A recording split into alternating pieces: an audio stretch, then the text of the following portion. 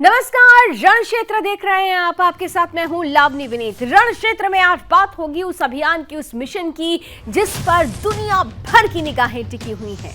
दरअसल चंद्रमा पर भारत जय हो कर रहा है।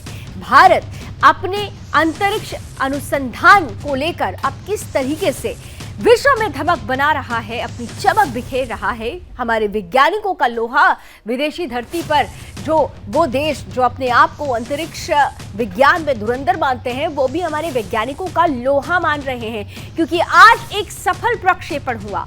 आज चंद्रयान 3 मिशन की शुरुआत हो गई, लॉन्च कर दिया गया है चंद्रयान 3। 2:35 पर जैसे ही सतीश धवन केंद्र से, श्रीहरिकोटा के सतीश धवन केंद्र से ये लॉन्चिंग हुई, मिशन चंद्रयान 3 लॉन्च हुआ, वैसे ही पूरे देश में भारत माता की जय के नारे गुंजायमान होने लगे। और इसी नारे के साथ हमने एक बड़ा संदेश दुनिया के सामने रख दिया है कि हम अपनी हार से हारते नहीं हैं, बल्कि हम अपनी हार से सबक लेते हैं, और सबक अनुभव की तरह होता है। उन अनुभवों को समेकित करते हुए हम फिर से चल निकलते हैं अपनी उसी जीत की राह पर, उसी विजय पथ पर, जहां पर सफलता हमारा राह देख रही होती है। और कुछ ऐसा ही है। मिशन चंद्रयान 2 जो पूरी तरह से कंप्लीट नहीं हो पाया था, उससे अनुभव लेते हुए मिशन चंद्रयान 3 की शुरुआत की गई, इसकी रूपरेखा रखी गई और आज इसे लॉन्च कर दिया गया है। और इस लॉन्चिंग के साथ ही भारत किस तरीके से दुनिया के सामने अपने अंतरिक्ष विज्ञान का, अंतरिक्ष अनुसंधान का लोहा मनवाने के लिए तैयार है, इसका अंदाजा इसी बात से लगाया जा सकता है कि इसरो के इस इंपॉर्टेंट लॉन्चिंग पर नासा तक ने नजर बनाकर रखी हुई थी। विदेश में कोई ऐसा नहीं था, इस दुनिया पर कोई ऐसा नहीं था जो भारत की इस उपलब्धि की का गवाह बनने के लिए आतुर ना दिख रहा हो। बहरहाल मिशन लॉन्च हो चुका है, लेकिन चंद्रमा तक पहुंचने की ये जो कहानी है अभी खत्म नहीं हुई है। अभी तो रास्ता थोड़ा लंबा तय करना है। अगस्त 23-24 का वक्त बताया जा रहा है जब भारत चंद्रमा पर दक्षिणी ध्रुव पर पहुंचने में, इस मिशन के माध्यम से दक्षिणी ध्रुव में पहुंचने पर सफल होगा, और फिर वो ऐसा पहला देश बन जाएगा जो चंद्रमा के साउथ पोल पर पहुंच पा रहा हो। इसके पहले अमेरिका, चीन, रूस, बहुत सारे ऐसे देश हैं जिन्होंने चंद्रमा के सतह पर वो पहुंचे तो उनका यान पहुंचा, लेकिन दक्षिणी ध्रुव तक पहुंचने की हिम्मत कोई नहीं जुटा पा रहा था, क्योंकि दक्षिणी ध्रुव पर पहुंचना काफी चुनौतीपूर्ण है। लेकिन भारतीय वैज्ञानिकों ने इस चुनौती को स्वीकार किया और उसे स्वीकार करते हुए दक्षिणी ध्रुव की तरफ एक बार फिर से हमारा मिशन चल पड़ा है, लॉन्च हो गया है। क्या कहती है चंद्रमा पर भारत की जय हो की ये कहानी, आज इसी पर रण क्षेत्र में करेंगे बात। हमारे साथ कुछ ही देर में जुड़ेंगे कुछ खास मेहमान, लेकिन आइए सबसे पहले आपको दिखाते हैं वो रिपोर्ट जो बताएगी उस लम्हे, उस पल के अनुभव को जब चंद्रयान 3 मिशन लॉन्च के अपने आखिरी कदम पर पहुंच चुका था। क्या था उस वक्त का नजारा, आइए देखिए, समझिए हमारी इस रिपोर्ट से।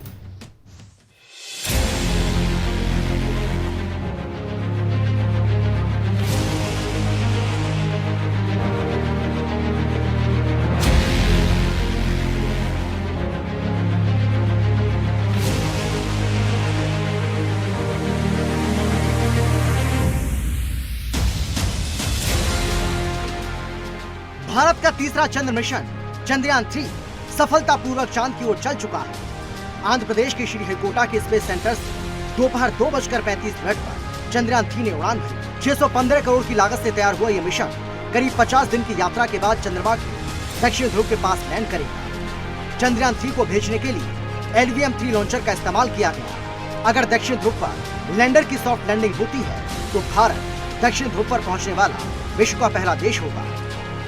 चंद्रयान 3 पर हर ओर से जय हो की आवाज गूंज रही है। तो फ्रांस पहुंचे पीएम मोदी ने भी ट्वीट कर शुभकामनाएं दी। पीएम मोदी ने लिखा, चंद्रयान 3 ने भारत की अंतरिक्ष यात्रा में एक शानदार चैप्टर की शुरुआत की है। ये भारत के हर व्यक्ति के सपनों और महत्वाकांक्षाओं को ऊपर ले जाते हुए ऊंचाइयों को छू रहा है। ये महत्वपूर्ण उपलब्धि हमारे वैज्ञानिकों के अथक समर्पण का प्रमाण है। मैं उनके उत्साह और प्रतिभा को सलाम करता हूँ। उल्टी गिनती के साथ जैसे चंद्रयान 3 सफलतापूर्वक उड़ान भरी, पूरे देश की उम्मीदों को पंख लग गए। सफलतापूर्वक प्रक्षेपण पर इसरो चीफ एस सोमनाथ ने कहा, चंद्रयान 3 ने चांद की अपनी यात्रा शुरू कर दी है। चंद्रयान 3 को शुभकामनाएं दें कि आने वाले दिनों में वो चांद पर पहुंचे। ALV M3 M4 रॉकेट ने चंद्रयान 3 को सटीक कक्षा में पहुंचा दी। बहरहाल चंद्रयान 3 की गतिविधि पूरी तरह से सामान्य है और इस बार पूरी उम्मीद है कि चांद की सतह पर सॉफ्ट लैंडिंग होगी और दुनिया में भारत की जय जयकार। Bureau report, Sudarshan news.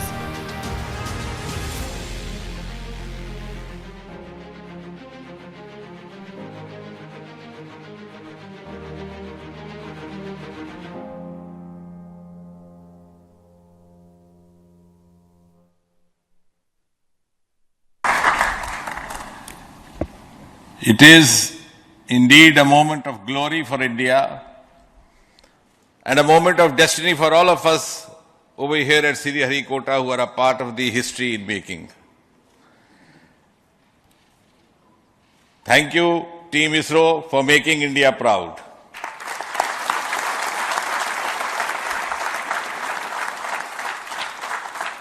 And thank you, Honorable PM Narendra Modi ji, for having made this possible by unlocking the gates of Sriharikota and enabling the India's space sector.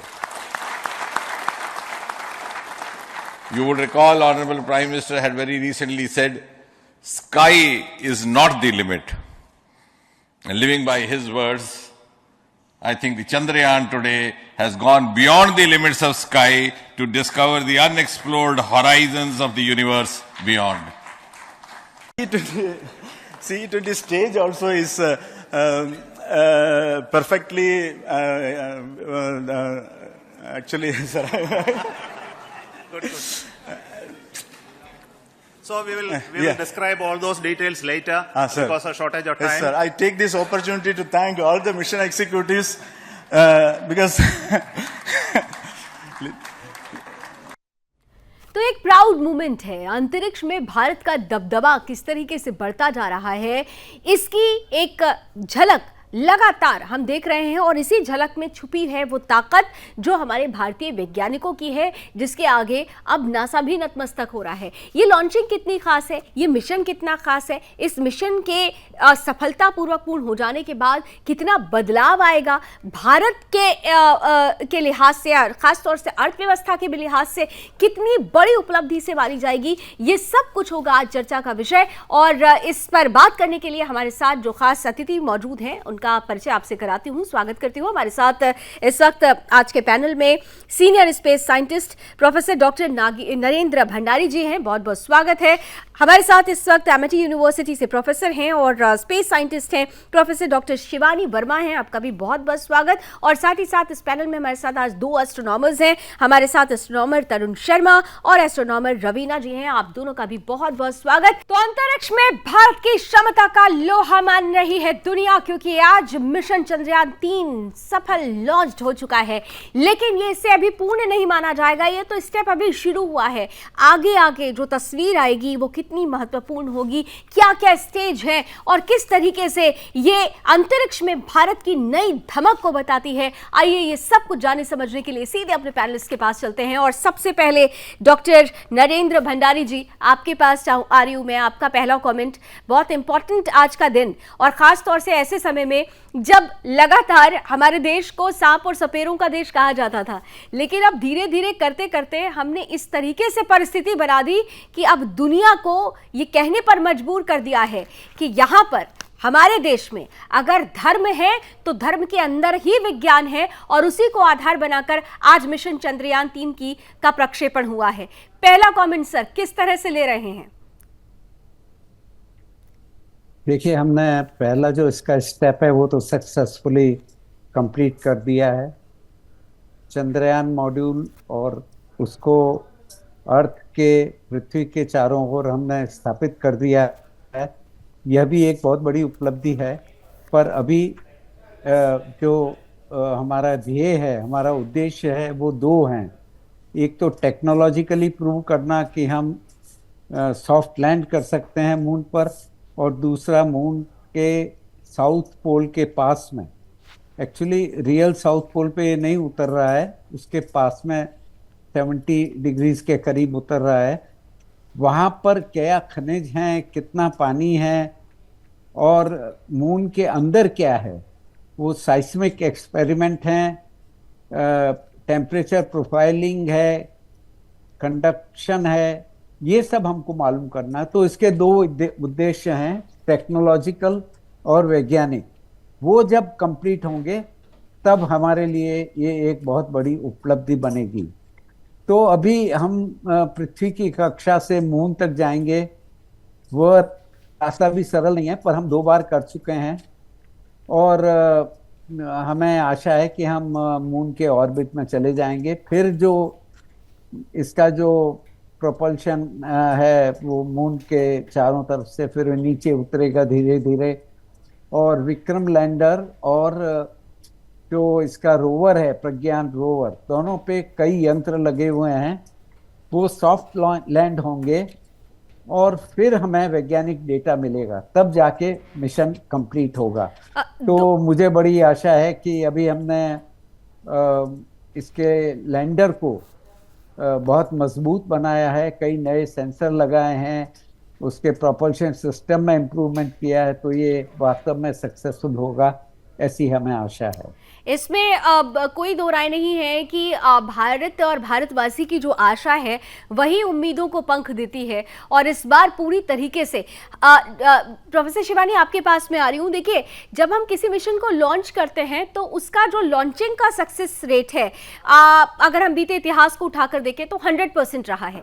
Launching इसकी बहुत successfully हुई, लेकिन जैसा कि अभी डॉक्टर नरेंद्र ने भी बताया कि अभी जो स्टेप है, एक स्टेप हमने क्रॉस कर लिया है, लेकिन अभी कुछ क्रूशियल स्टेप्स बाकी हैं।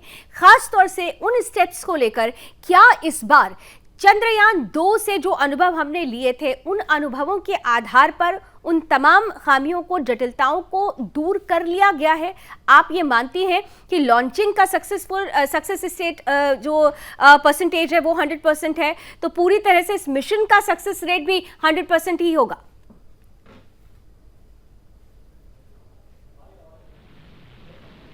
शिवानी जी, शिवानी जी आप अनम्यूट कर लीजिए प्लीज, आपकी आवाज हम तक नहीं आ रही है। सो फर्स्ट ऑफ ऑल मैं पूरे भारत को कंग्रेचुलेट करना चाहती हूँ एंड इसरो को, they have achieved a very big thing today. जहां तक हमारे सक्सेस रेट की बात है, इट इज ट्रू कि हम पार्किंग ऑर्बिट तक पहुंच चुके हैं। Chandrayaan 3 has been successfully inserted into the parking orbit. इसके बाद 3 फेजेस और आते हैं। First phase is earth centric, second phase जब हम अर्थ से मून की तरफ जाते हैं, and third phase is moon centric. उसके बाद comes a very important part, that is soft landing. Chandrayaan 2 की बात करें तो our mission was totally successful.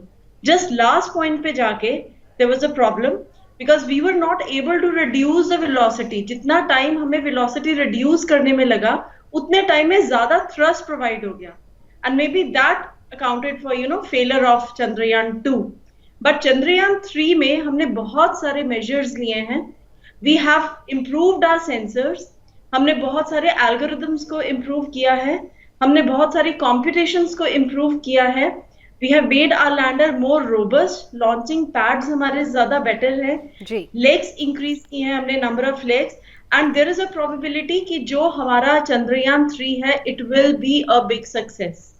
बिल्कुल, it must be a big success हमें कहना चाहिए, क्योंकि हम तो भारतीय हैं। हम किसी भी चीज़ को नाकामी के रूप में या सफलता के रूप में नहीं देखते हैं, और जब वैज्ञानिकों की बात होती है तो वहाँ तो अनुभव काउंट करता है, और उसी अनुभव के आधार पर ही इस मिशन को फिर से तैयार किया गया और आज उसका सफलतापूर्वक उसे लॉन्च भी किया गया है। आगे की जो परिस्थिति है उस पर किस तरीके से आगे कड़ी बढ़ती रहेगी, उस पर भी नजर रहेगी। लेकिन इन सबके बीच क्योंकि हमारे साथ एस्ट्रोनॉमर्स भी हैं, तरुण शर्मा और रवीना भी। तरुण, आपके पास पहले आ रही हूँ। महत्वपूर्ण ये हो जाता है कि हम एक ऐसी जगह पर उतर रहे हैं जो अनएक्सप्लेन्ड है, जो अनआइडेंटिफाइड है। बार बार ये कहा जा रहा है। लास्ट टाइम पर भी कहा गया था कि जब हम साउथ पोल, जैसा कि अभी डॉक्टर नरेंद्र कह रहे थे, एग्जैक्ट साउथ पोल नहीं है बट नियर बाई है हम, फिर भी वो एक अनएक्सप्लेन्ड एरिया है। वहां पर लैंड करना, और वो भी सॉफ्ट लैंडिंग करना, आपको किस तरीके से आप इसे देखते हैं? क्या ये एक सुपर टफ टास्क है, या फिर जो लास्ट हमने अनुभव लिया है उसके बाद से ये एक इजियर टास्क हो जाएगा? तरुण जी, ये क्रूशियल टास्क है इस पूरे मिशन का। पिछले चंद्रयान 2 मिशन में भी हमने देखा था कि इसी स्टेप पर हमारा मिशन जो है फेल हुआ था। यही वाला पार्ट था जो हमने सही से नहीं कर पाए थे, राइट। तो इसमें प्रॉब्लम क्या होती है कि आप ऑब्वियसली आप वहाँ पे गए तो हो नहीं, ठीक है, आपके पास जो वहाँ पे सरफेस है वो एकदम स्मूथ, एकदम प्लेन नहीं है। तो जो एक तरीका हमारे पास है उसको ऑब्जर्व करने का वो ये है कि जो हमने ऑर्बिटर भेजा हुआ है, चंद्रयान 1 में हमने भेजा था, उसके बाद चंद्रयान 2 में हमने भेजा है, तो वो रेगुलरली उन जगहों की फोटो लेता है जहाँ पे कि हम अपने लैंडर को लैंड करा सकते हैं, राइट। लेकिन उसकी भी एक लिमिट होती है, उसके भी एक रेजोल्यूशन होता है कि उस लिमिट तक आप उसको देख सकते हैं। अगर उससे छोटा कोई ये कह सकते हैं पत्थर होगा या बोल्डर होगा, अगर वो वहां पे है तो उस फोटो में क्लियरली नजर नहीं आता है। तो जब लैंडर लैंड करेगा उस एरिया में जो हमने आइडेंटिफाई किया है, तो वो कॉन्टिन्यूसली उस एरिया को स्कैन करेगा और अपने लिए बेस्ट जगह ढूंढेगा कि ये जगह सबसे स्मूथ है जहाँ पे मैं आराम से लैंड कर सकूं। अब पहले के मुकाबले हमने क्या किया है, पहले हमने एरिया छोटा रखा था जहाँ पे हम लैंड कर सकते थे, तो 500 मीटर बाय 500 मीटर का एरिया था। पर क्योंकि हमने पहले अपनी पिछली गलतियों से सीखा है, तो कहते हैं ना कि फेलियर की बजाय हम लर्निंग की तरह अगर लें तो ज्यादा बेटर होता है।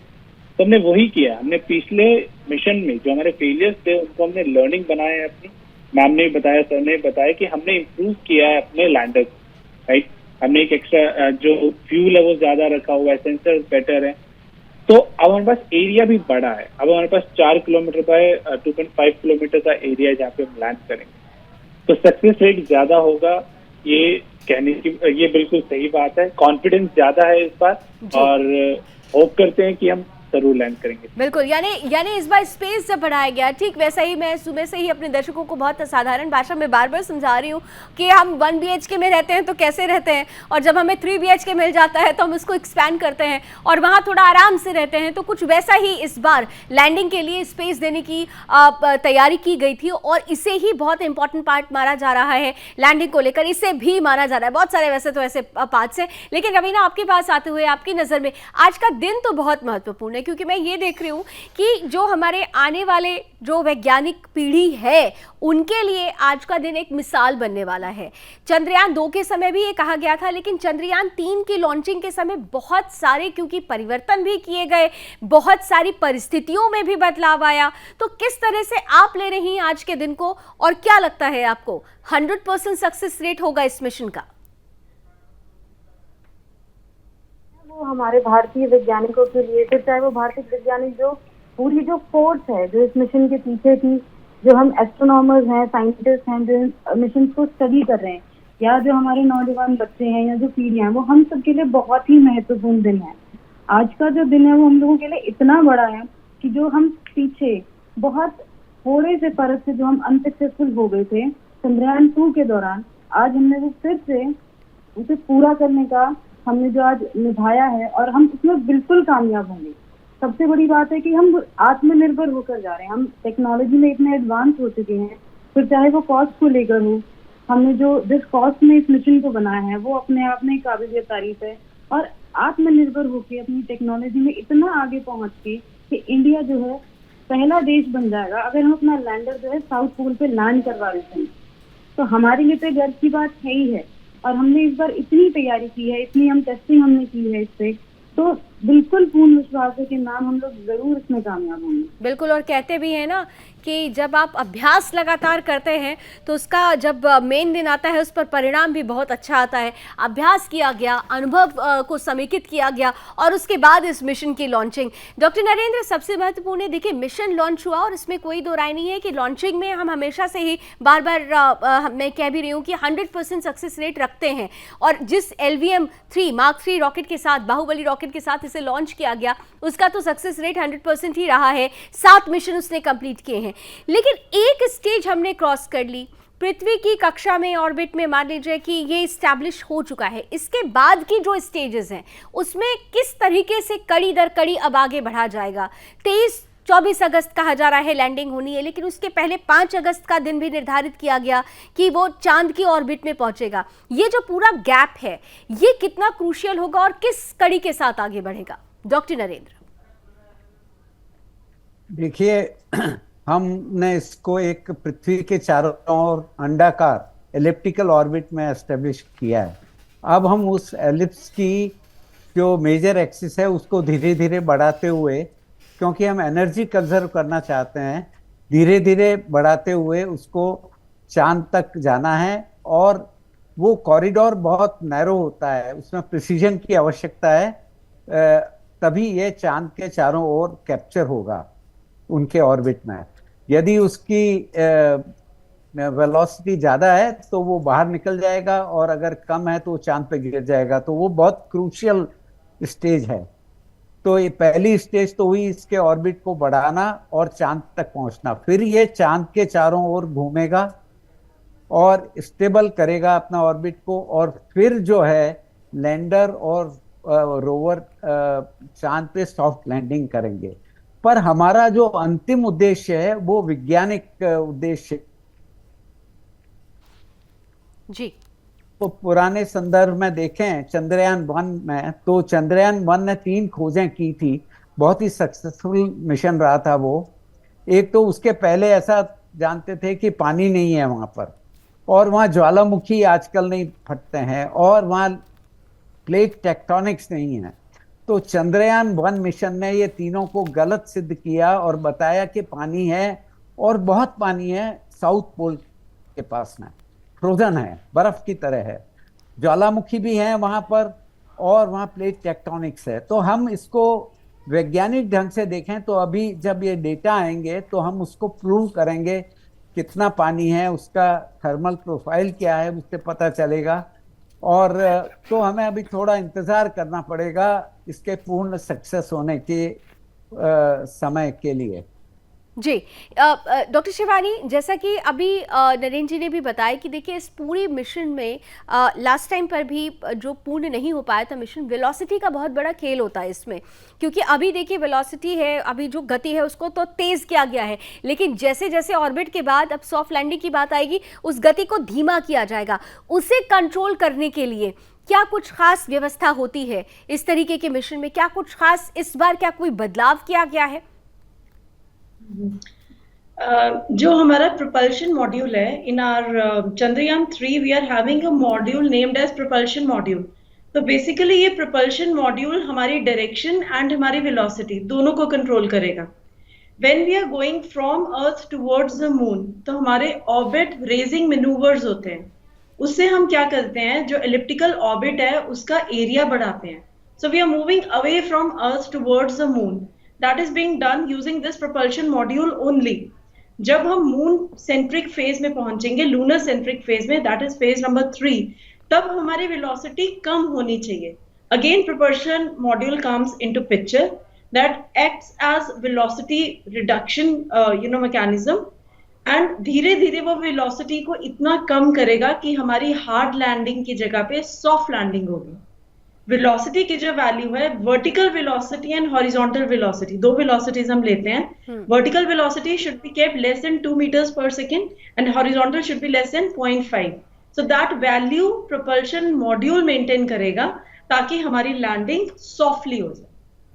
तो this is the difference between Chandrayaan 2 and 3। जी, कुल मिलाकर अगर देखें तो निश्चित रूप से गति का ये बहुत महत्वपूर्ण खेल है, और किस तरीके से इसे मैनेज किया जाएगा डॉक्टर नरेंद्र और डॉक्टर शिवानी दोनों ने ही समझाया। तरुण, मैं आपके पास आ रही हूँ। देखिए जैसे जैसे ये मिशन आगे बढ़ रहा है वैसे वैसे कहा जा रहा है कि ये केवल एक अनुसंधान की दिशा में ही ये मिशन महत्वपूर्ण नहीं है, बल्कि भारतीय अर्थव्यवस्था के लिहाज से भी ये मिशन बहुत इंपॉर्टेंट हो गया है। विज्ञान के क्षेत्र में, अनुसंधान के क्षेत्र में पहले हमारी डिपेंडेंसी होती थी दुनिया के दूसरे देशों पर, जो अंतरिक्ष अनुसंधान में अपने आप को दादा मानते थे, लेकिन आज उन्हीं देशों को वो आतुर रहते हैं हमारे साथ ज्वाइंट मिशन करने के लिए। नासा इसरो के साथ ज्वाइंट मिशन में साथ आना चाहता है। तो अर्थव्यवस्था के लिहाज से भी ये कितना इम्पोर्टेंट माना जाए? तरुण, देखिए इसमें बहुत अच्छी बात कही है आपने। आप जब पूरे सैटेलाइट इंडस्ट्री को देखेंगे, क्योंकि पहले क्या होता था, आज से 30-40 साल पहले तो पूरा जो कंट्रोल था वो गवर्नमेंट एजेंसीज के हाथ में था, सिर्फ इंडिया में ही नहीं, world over. But last 20 to 25 years में क्या हुआ, चीजें चेंज हुई हैं। प्राइवेट इंडस्ट्रीज को फ्रीडम दी गई है कि आप आइए, आप इनोवेट कीजिए, आप अपने आप से चीजें करिए। और आप नाम सुन रहे होंगे, स्पेस एक्स का नाम आपने सुना होगा, वर्जिन गैलेक्टिक का नाम सुना है, ब्लू ओरिजिन, राइट। इस तरह की बहुत सारी प्राइवेट कंपनीज हैं बाकी देशों में और इंडिया में भी ऐसी कंपनीज आ रही हैं। ओके, अब इनके पास क्या है, ये लोग, ये स्पेसएक्स की अगर मैं बात करूं तो उसका जो बिजनेस है वो है कि वो रॉकेट बनाते हैं और सैटेलाइट लॉन्च करते हैं। पर सैटेलाइट क्या स्पेसएक्स का है? बिल्कुल, वो लोग नासा के सैटेलाइट लॉन्च करते हैं, बाकी कंपनियों के सैटेलाइट लॉन्च करते हैं, टेलीकॉम कंपनीज हो गई, गवर्नमेंट हो गई, मिलिट्री हो गई, राइट। सेम वे जब इंडिया की बात करते हैं तो जैसे जो कंपनी स्पेसएक्स के पास जा रही हैं, ऐसी बहुत सारी कंपनीज है वर्ल्ड ओवर, राइट, उनको भी चाहिए। तो बहुत कॉम्पिटिटिव मार्केट है और इंडिया के पास बहुत बड़ी एज है बिकॉज हमारी जो कॉस्ट है, एक पर किलोग्राम मटेरियल को स्पेस में भेजने के लिए जो हम कॉस्ट लगाते हैं वो बहुत कम है अगर हम दूसरे देश से, दूसरी एजेंसी से कंपेयर करें तो वहां पे हमें एज मिलती है। और ऐसे जो मिशन होते हैं वो एक तरीके से अपनी धाक को और मजबूत करते हैं मार्केट, क्योंकि वो दिखाते हैं कि इसरो के पास वो कैपेबिलिटीज है, वो रॉकेट है और वो सक्सेस रेट है कि अगर उनका सैटेलाइट वो हमसे लॉन्च कराएंगे तो सक्सेस होने के चांसेस ज्यादा रहेंगे। तो बहुत बड़ी इंडस्ट्री है जिसको की बहुत मजबूती मिलने वाली है इस मिशन। बिल्कुल, और बिल्कुल आपने ठीक कहा कि कम लागत में बड़ी उपलब्धि हासिल करना ये भारत ही कर सकता है और भारतीय ही कर सकते हैं। और इसीलिए हमने देखा भी कि चंद्रयान 2 की जो लागत थी वो 978 करोड़ थी, लेकिन ये 613 करोड़ में ही समेट दिया गया है इस पूरे मिशन को। यानी बताया जा रहा है कि कम लागत में भी आप अंतरिक्ष में पहुंच सकते हैं और ये भारतीयों की खासियत है। रवीना, आने वाली पीढ़ी को लेकर कितना बड़ा संदेश है ये? मैम, आने वाली पीढ़ी के लिए बहुत बड़ा संदेश है और जहाँ तक हमने देखा है बच्चे इस मिशन को लेकर बहुत उत्साहित रहे हैं। और यहाँ से हमें ये देखने को मिलता है कि हम भारत है वो हम टेक्नोलॉजी में इतने आगे पहुंच चुके हैं। हम जो हमारा साउथ पोल पे जो हम लोग लैंड होने वाले हैं उसका जो डिस्टेंस है वो हमारे अर्थ से वो सबसे दूर है। और वहाँ पे अगर हम लोग लैंड हो पाते हैं, क्योंकि वहाँ पे इतने सारे चैलेंजेस हैं, वहाँ पे टेम्परेचर इतना लो है, वहाँ पे सनलाइट नहीं आती है, लेकिन अगर हम लोग वहाँ पे लैंड होके वहाँ पे अगर हम लोग स्टडी कर लेते हैं तो हमारे आगे आने वाली पीढ़ी के लिए जो उनका इंटरेस्ट है स्पेस को लेकर, क्योंकि बच्चों से लेकर बड़ों तक मून हमेशा आकर्षित करता है, चाहे वो बच्चे हों, बड़े हों, बुजुर्ग हो। जब हम धरती से मून को बिल्कुल, और उस क्यूरियोसिटी को बहुत सारी जो क्यूरियोसिटीज हैं उनके आंसर्स देने के लिए मिशन बहुत इंपॉर्टेंट है। मैं लास्ट तो एक कमेंट चाहूंगी डॉक्टर नरेंद्र और डॉक्टर शिवानी का, बहुत इंपॉर्टेंट है। डॉक्टर नरेंद्र और डॉक्टर शिवानी, वैसे तो आप दोनों ही, आप सभी साइंटिस्ट हैं और कहते हैं, डॉक्टर नरेंद्र आपके पास पहले आ रही हूँ, कहा जाता है कि विज्ञान को धर्म से दूर रखना चाहिए, लेकिन जब हम चंद्रमा की बात करते हैं तो चंद्रमा तो हमारे धर्म में ही है और धर्म के साथ विज्ञान को जोड़ दिया गया। हमारा तो धर्म ही वैज्ञानिक है और विज्ञान के अंदर धर्म है। तो आपको लगता है कि इस बार चंद्रदेव का आशीर्वाद हमें मिल रहा है इस पूरे मिशन को लेकर? ये तो सब मेहनत का फल है मेरे हिसाब से। हमारे इसरो के इंजीनियर्स और वैज्ञानिक बहुत एक्सपर्ट हैं। लक तो खैर अपना पार्ट प्ले करता ही है, परंतु इन्होंने जो मॉडिफिकेशन किए हैं इसमें लैंडर में, उसको स्ट्रॉन्ग बनाया है, ज़्यादा वेलोसिटी से अगर गिरेगा तो भी नहीं टूटेगा, सेंसर बनाए हैं, एल्गोरिथम बनाए हैं और सॉफ्टवेयर जो परफेक्ट किया है। तो मुझे विश्वास है कि धर्म तो आता ही है मतलब, लेकिन ये जो मेहनत जो कर रहे हैं इसका अवश्य फल अच्छा रहेगा, मेहनत का फल मिलेगा। और धर्म की जहां तक बात है शिवानी जी, निश्चित रूप से अब चंद्रदेव की उपासना तो हर पूजा पद्धति में हम देखते हैं होती है, लेकिन चंद्रदेव तक पहुंचकर उनका आलिंगन कर लेना, उनको गले लगा लेना, उनको हक कर लेना, दैट इज मोर इम्पोर्टेंट। और बहुत कुछ बदल जाएगा इस मिशन की सफलता के साथ। Last comment. या sorry, so that is very true. We say that a work started is half done. तो शुरू हो चुका है काम, हम सोच के चल रहे हैं कि we'll be completely successful. And I completely agree with Bhandari sir कि hard work is more important, but luck also plays its part.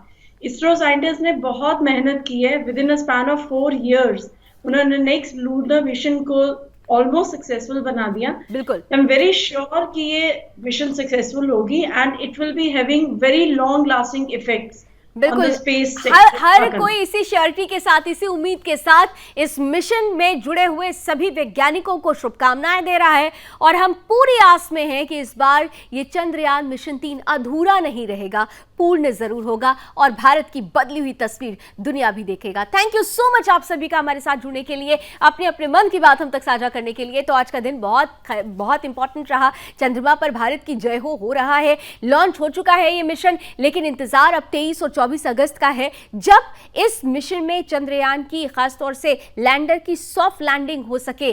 जैसे ही ये सॉफ्ट लैंडिंग संपन्न होगी, मिशन अपने आप में कंप्लीट माना जाएगा। उन तमाम रहस्यों से पर्दा उठना शुरू हो जाएगा जिसका जवाब अभी तक दुनिया के बड़े धुरंधर देश भी नहीं ढूंढ पाए हैं। भारत इस कड़ी में चल पड़ा है सबसे आगे, सबसे अग्रिम रहने के लिए। हम यही उम्मीद करते हैं कि एक बुलंद तस्वीर जल्द ही हमारे बीच हो। इसी उम्मीद के साथ अभी बस इतना ही। देश और दुनिया की तमाम खबरों के लिए आप जुड़े रहिए सुदर्शन न्यूज के साथ। जय हिंद।